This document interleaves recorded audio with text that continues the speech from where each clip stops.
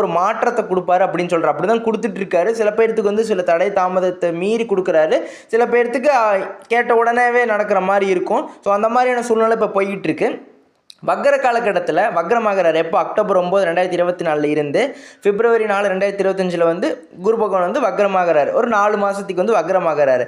அதனால் என்ன ஒரு மாற்றத்தை விருச்சிக ராசிக்கு கொடுப்பாருன்னு பார்க்கலாம். அப்படின்னா ஒரு திடீர்னு பொருளாதாரம் இந்த மாதிரி விஷயத்துலலாம் சில வந்து ஒரு ஒரு நிறைய செலவு ஏற்படக்கூடிய வாய்ப்பு இருக்குது. ஏன்னா வக்ரம் அடைகிறார்ல, 7ஆம் வீட்டில் இருந்துட்டு உங்களோட ராசியவே பார்க்கறதுனால வந்து உங்களுக்கு வந்து இது வரைக்கும் இருந்த லாபம் வரவு இதெல்லாமே வந்து என்ன ஆகும் அப்படின்னா இதெல்லாமே இருக்கும். பட் வந்து கொஞ்சம் செலவு அதிகமாகும் அப்படின்னு சொல்கிறேன்.